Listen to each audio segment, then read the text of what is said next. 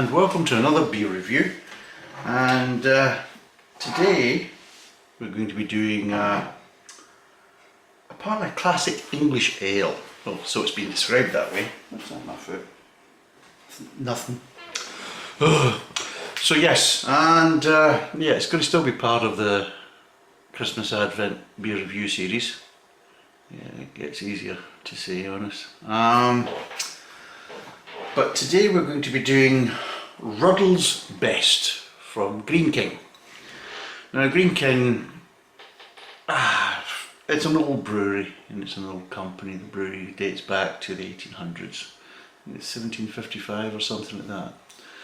And yeah, they're kind of classed as more of a kind of a traditional kind of English brewer. Although a lot of people don't particularly like them because they feel that they maybe kind of sold out and have a reputation of the company being a bit kind of greedy in their kind of business practices. And there's also an ongoing kind of spat between them and the people of Linlithgow, because apparently they have a bar up there or a pub up there, and they're looking to change the name because they see it as racist and offensive, the name. Even though it's tradition and it's got nothing to do. It's like, if something sounds offensive, without really taking on board the context and everything else, you can't just turn around and say, well, it is offensive. It might sound offensive, but then of course when you take in all the kind of context and the history behind it, that basically says it's not offensive in any way, shape or form, then you should really take that on board, rather than turning around and saying, oh well, we've deemed it offensive, so it's offensive. I mean, it's a bit daft, but anyway, I'm not going to get involved in that. But yeah, they haven't really kind of helped themselves with their reputation that way. I think they've kind of, it's a bit of an own goal. But anyway, let's get back to this beer and sort the kind of politics and political correctness of Greene as a company. I think most companies just play on that just to kind of get people on side, that type of thing. But anyway, apparently it's the classic English ale with hoppy, citrus undertones, bitterness and a light sweetness. And it's only 3.7%, it's 500ml, and it was part of a pack. It was a pack of 12 different beers from Greene. I think it was a Christmas pack, or what do they call it? Is it there? Maybe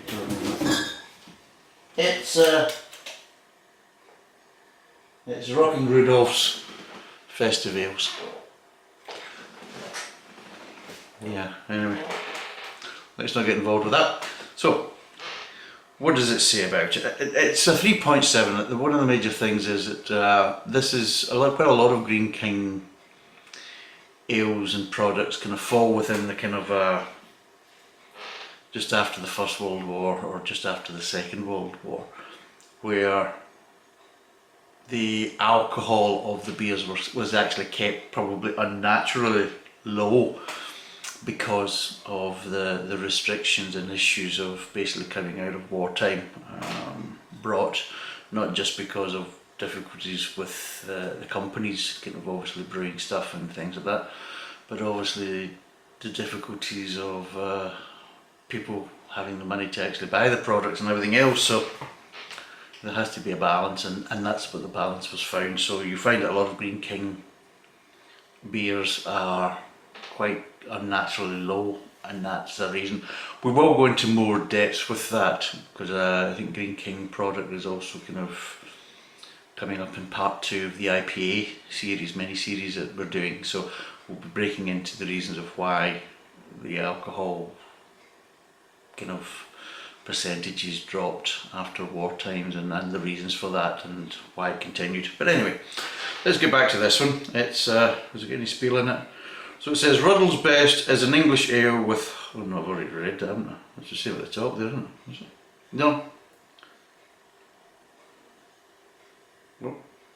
I'll tell you, I'll read it anyway. Ruddles Best is an English ale with hoppy citrus undertones balanced with a bitterness and a light sweetness. It has an aroma that is packed with soft fruit notes and a clean Moorish finish.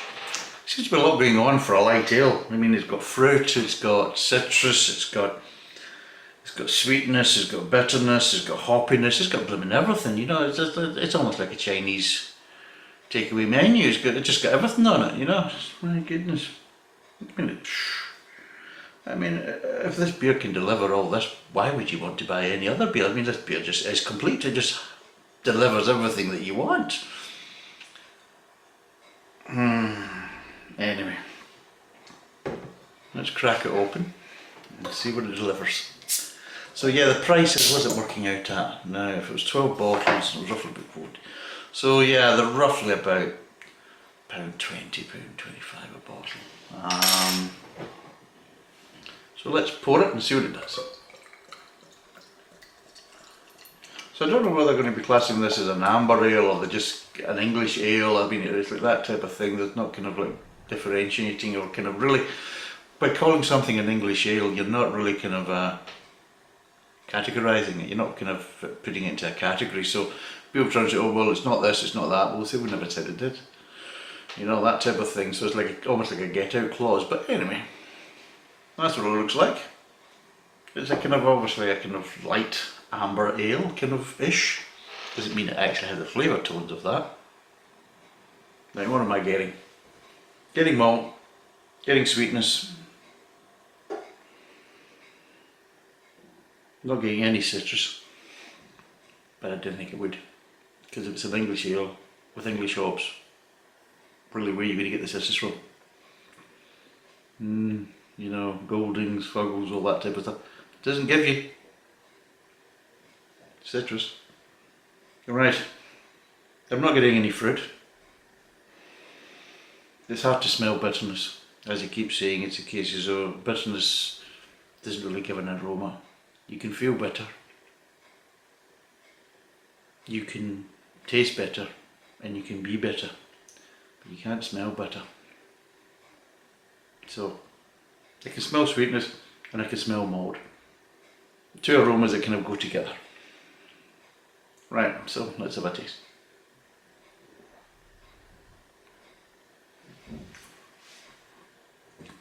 It's got a bit of bitterness to it, yeah. Strangely enough, not what I wanted it. That's a bit strange. So you're not really getting bitterness in the aftertaste like you would normally get. You're getting bitterness in just as it's going kind of onto the mid-tongue. A bit strange. Let's try.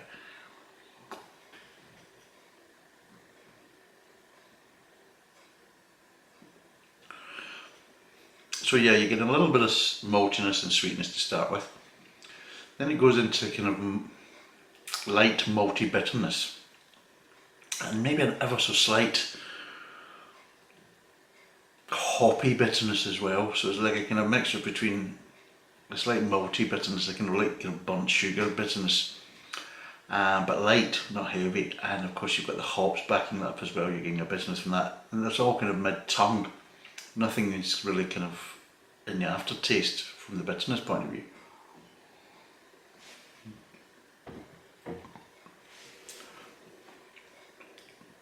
And then your aftertaste kind of lightens up and you're just getting the kind of ever so slight dregs of the bitterness and I suppose a certain kind of dregs of the malty kind of sweetness. So yeah, you've got the kind of it's kind of strange when you've got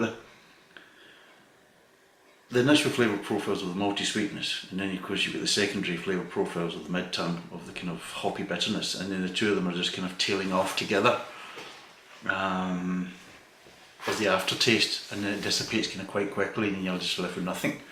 So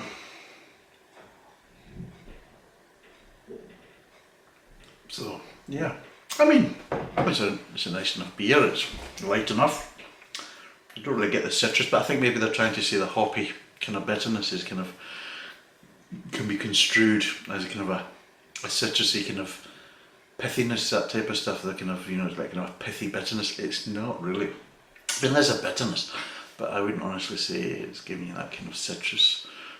I think I can see why they're trying to stretch it like that, especially when citrus is obviously quite a popular beer flavour profile right now, especially with the craft beer and all the IPAs coming from America and kind of European copies and things like that, and emulation. So if you can maybe try and say that your beer's got that, then yeah. So yeah, it's okay. What would I give it out of 5? Probably for the price and alcohol content, it's 3.7, roughly maybe about £1.20, £1.30, between that kind of price point. I'm going to give it a 2.5. It's just a normal kind of average beer. I don't really know what they call it as a classic English ale, because it's very kind of nondescript by saying that. But I suppose, yeah, it's okay. It might be different if you could get it actually in draft and see what it's like. But in the bottle, well, it's okay, it's fine. But there's other beers I'd probably choose. But at the end of the day, I wouldn't refuse one if it was offered to me. Would I buy it again? Probably not, because there's better ones probably for the money. I mean, a good example for that type of price, you can get a can of Tangle Fruit from the Badgers Brewery, which is a kind of similar type of beer, but just nicer profiles and things like that. So yeah, 2.5 out of 5. It's just a bit average, and I probably wouldn't buy it again, unless it was a sale on or something like that. But yeah, but again, I'd probably buy other things like Tangle Fruit first. But hey, if you've tried it, let me know. If you're going to try it, then again, if you will try it later on or are planning to try it, then let me know what you think. So that's us for this review. Thanks for watching. Cheers, and bye for now.